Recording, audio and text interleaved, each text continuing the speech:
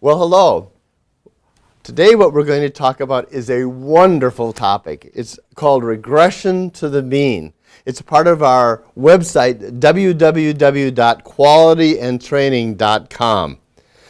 Let's first of all talk about some of the things that we've chatted about in our website. One of the things was common cause and special cause.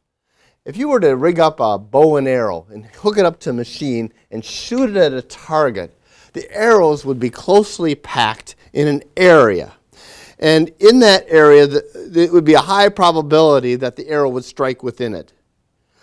Anything striking in that area would be a common cause. There would be some variation, but it would be tight. Suppose then a huge wind came. The arrow would go way off to the side.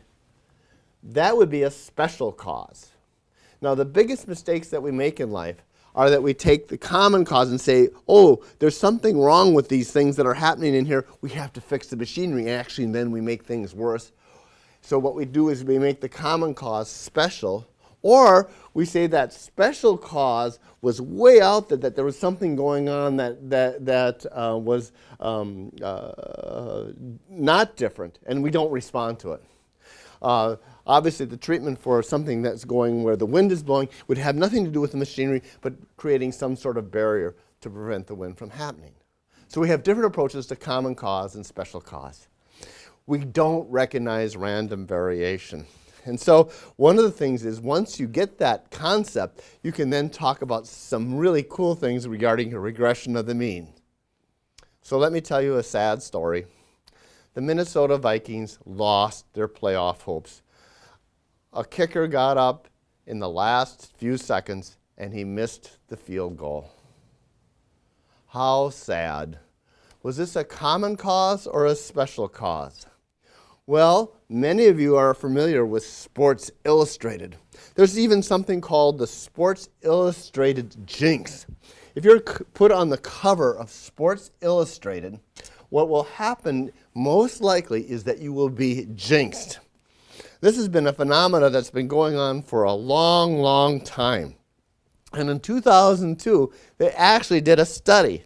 They looked at 2,450 covers, and they found that if you take a look at what happens to people who are placed on the cover, if you're a golfer, 70% of the time, your game got worse. If you're a tennis player, it would go down 50%. If you're a part of a team, your chances of going down were 52%.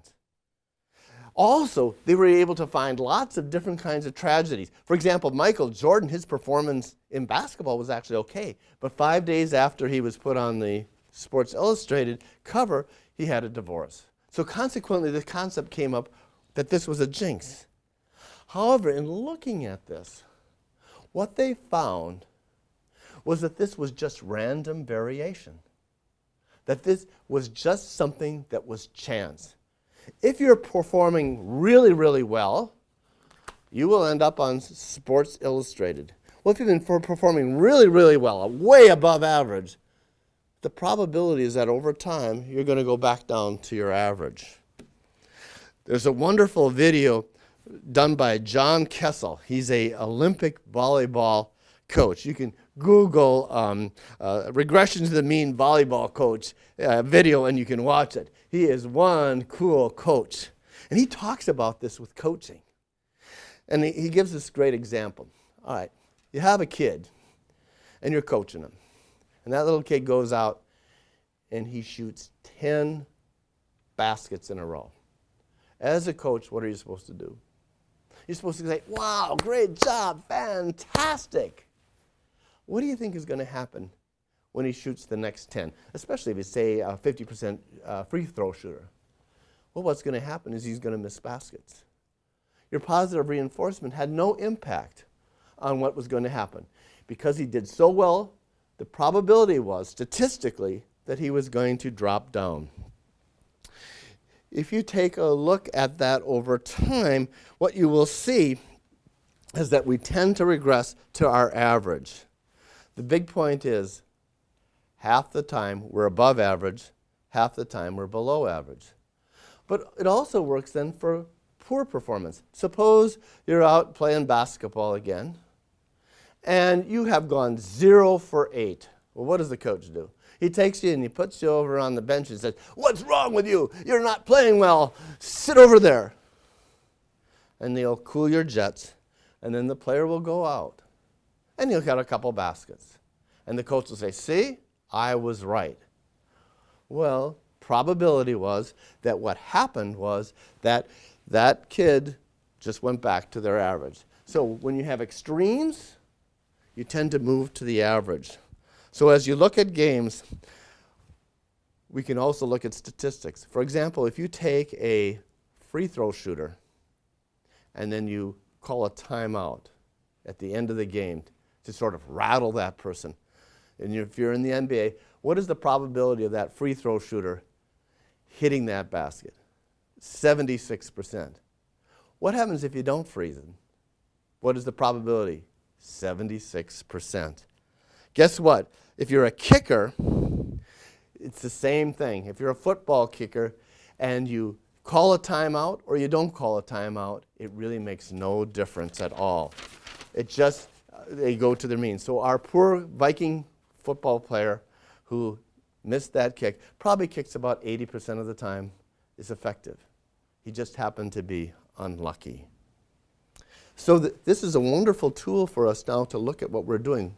As we look at this, we find that people at extremes move to their average.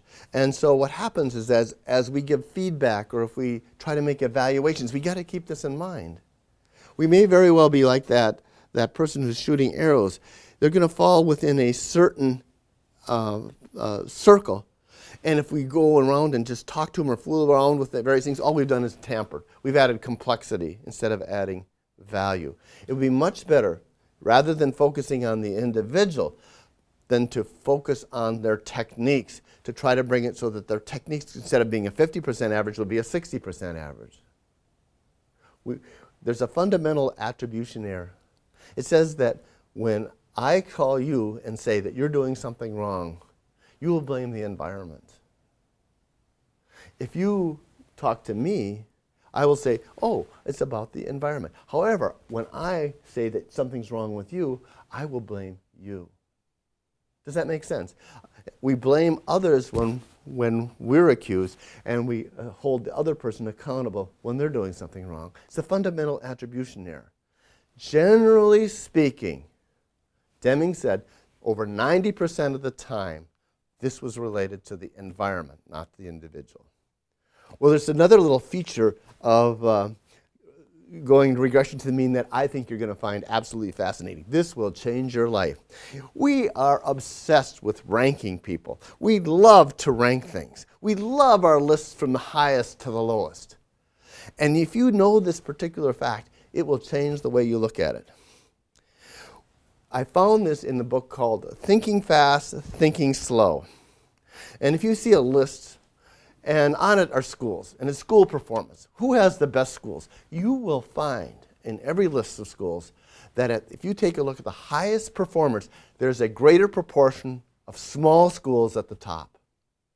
That's correct. You'll look at it, there'll be small rural schools or small private schools. They'll be at the top at a higher proportion. People have looked at that and they've spent millions and millions of dollars to try to figure out how to get schools to be smaller and smaller so that they could be higher in the rank. And what was the result? Nothing.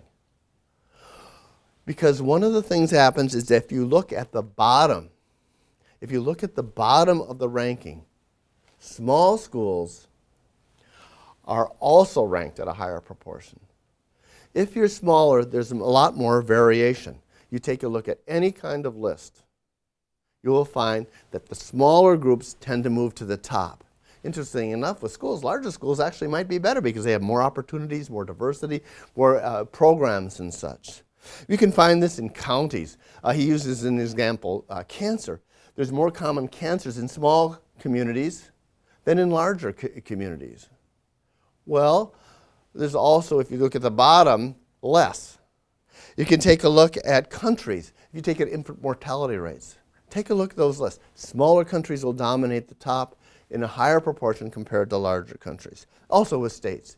So as you look at rankings, realize that there has to be other things than just giving a ranking. There are ways of statistically figuring this out. But don't be fooled, because a lot of people like to benchmark. It's a common kind of thing.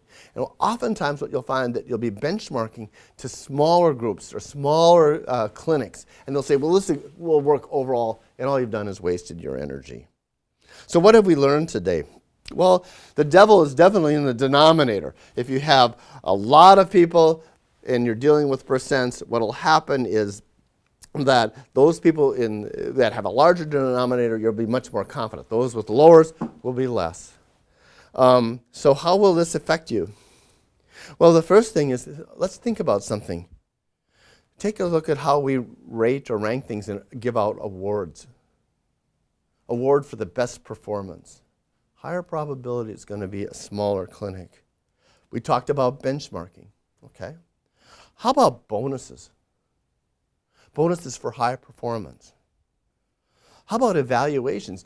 Just what does this do to your thinking about how you evaluate or how you coach or how you give feedback to people?